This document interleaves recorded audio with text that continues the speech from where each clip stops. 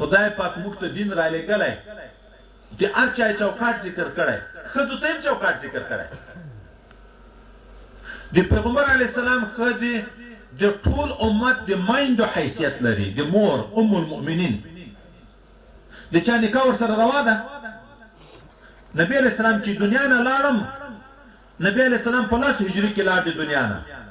خو یوه بیبي مبارکه یې تر 950 هجري پورې لا ژوندۍ ده نو یو کم 50 کاله وروسته لا ژوندۍ ده خو نکاح چا ورسره روا نه وه لیکن د نبی علیه السلام هغه بیبیانې چې د مور حیثیت لري او هغه صحابه کرام چې د دین هغه عاشقان دي چې سړی فکر وکړي صغیره ګناه به کتر وشوه دومره بیا د خدای نه ډارېده چې راغله رسول الله ته چې د خدای حد په ما جاري کړه چې د قیامت عذاب نه خلاص شم خو الله څه وایي صحابهو ته الله څه وایي امهات المؤمنینو ته ازواج مطهراتو ته حکم کوي وقرن فی بیوتکن کور کې به کېنئ ولا تبرجن تبرج الجاهلیت الاولى د مخکنی جاهلیت په دور په شکل به د کور نه د باندې نه وځئ چې پلوونه مو نه اچولي مخونه مو لوڅ وي یا ملستونې جګ وي او د باندې د کورونه ګرځئ ګریوانونه مو لوڅ وي الله حکم نازل کړ وقرن فی بیوتکن په کور کې کېنئ ولا تبرجن تبرج الجاهلیت الاولى د مخکې جاهلیت په دور به د کورونه د باندې نه وځئ او هغه پاک صحابه ته الله حکم کوي تاسو که د ازواج مطهراتو نه چې غواړئ نو غواړئ من وراء حجاب د پردې شاته به غواړئ د نبی اسلام په کور کې به شیان وو د بیت المال چې ضرورت مو راځي به د دیواله شاته غږ به کوي چې موږ دغه شي ضرورت ده چې آیاتونه نه وو نازل د پردې مخپټای نه وو رسول الله د ځانه دا حکم نه کوه حضرت عمر صاحب رسول الله صلی الله علیه وسلم ته یا رسول الله اتابع بیان دي او تا ارخ له خلق راځي ځکه منافقین موجودو کنه دا وایي د اسلام یو غوم درلوده کنه هغه راځي تا په بیان سترګې لګيږي کدا ازواج مطهرات او دوی چې پرده وکي خو رسول الله نه غیرتی په ټوله دنیا کې کڅو کې چې بل سړی وکړ پرته پوځي خو هغه غیرتی ذات ځان دین نه جوړي چې الله نو ورته ویلي پردې حکم نه کوي چې کله دې پردې حکم نازل شو د نبی علیہ السلام دی وی بی بی د اکازوی راغی د اکازوی د ترزوی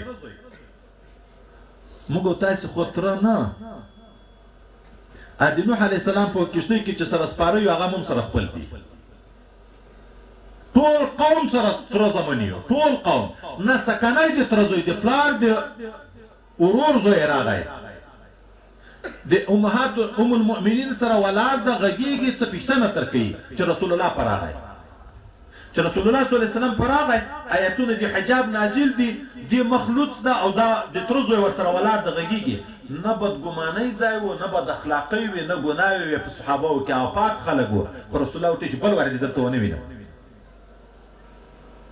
هغه ورته یا رسول الله د اکا لور مې ده او یو ضروري خبره وه دېغ دپاره ورته راغلی یم بده اراده خو نه یم راغلی او ورته نه اوس د الله حکم ده چې حجاب پرده به کوي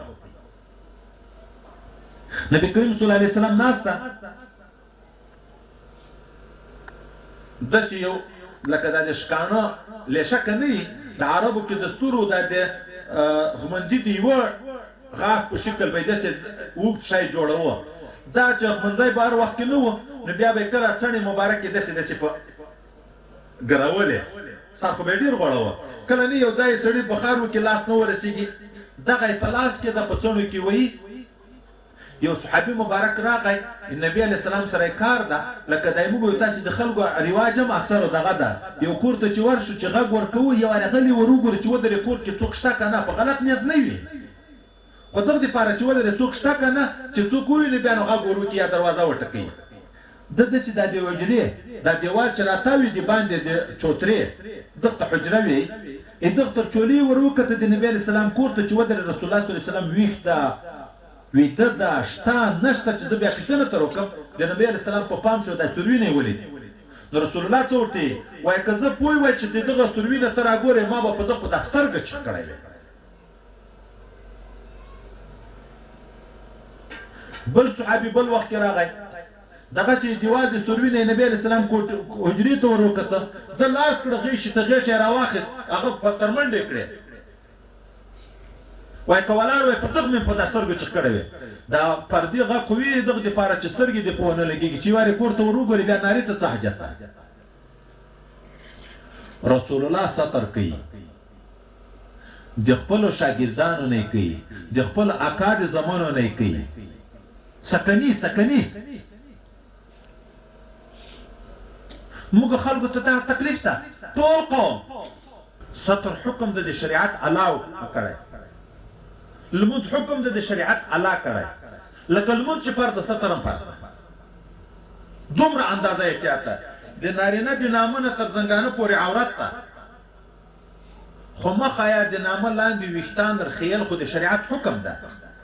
دغه ویښتان چې څوک ورخي پټوي دي ښکاره ځای دی نه اچوي د بل مسلمان ورته کتل یغه ویښتانو ته هم حرام ده چې د بدن نه جدا شوي دي ولې هغه ویښتان هم عورت دي وایي د ښځې ویښتان هم عورت دي په ټول منځ کې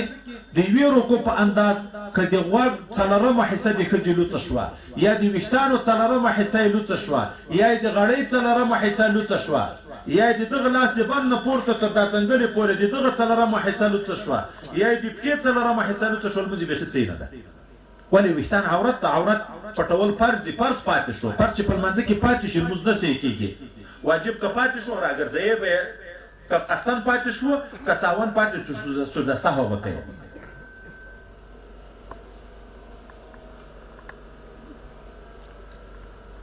حتی قبر کې زنانه دفن شو خلکو ته معلوم ده د ښځې قبر ده دومره وخت ووت چې قبر ړنګ شو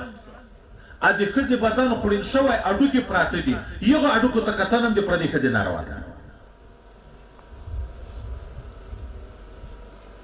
هغه اډوکې ته کتل هم ولې خو نامحرمه ده لکه ویښتان چې د سړي بیل شو د بدن نه ورته کتل حرام دي ځکه دا خو د عورت ویښتان دي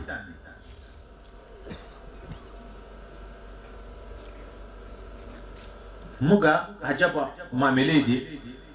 دین هم د ځان تابع ګرځولی حضرت عمر فاروق رضی الله تعالی عنه ته یو یهودی وی په تاسې مسلمانانو قرآن کې یو آیات نازل ده که په موږ نازل وای یهودو موږ د اختر ورځ ګرځولې وه کوم آیات اليوم اکملت لكم دینکم واتممت علیکم نعمتي ورضیت لكم الاسلام دینا الله وی مانن ورځ تاسو ته دین کامل کو نعمت می در باندې پوره کو اسلام دې تاسو لپاره دین غوړه کړی دی دین د کمال زیری ده موږ د اختر ورځ ګرځولې وه حضرت عمر فاروق ورته ما ته ورځ معلومه ده ځای معلوم ده د جمعې ورځ و د عرفات میدان و چې د آیات نازل شو خو موږ د اختر ورځ نه ګرځو ولې موږ د خپل ځان خوشحالي نه پیدا کوو موږ ته خدای پاک د اختر دوه ورځې په کال کې پیدا دي کوچني اختر لوی اختر د ځان اخترونه نه جوړو موږ به د شریعت تابع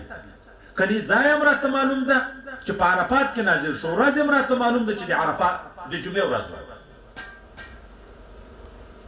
چې الله درته بیا وایي چې ستر به نه کړې هلته به یې نه کړې ښځه چې حج ته لاړه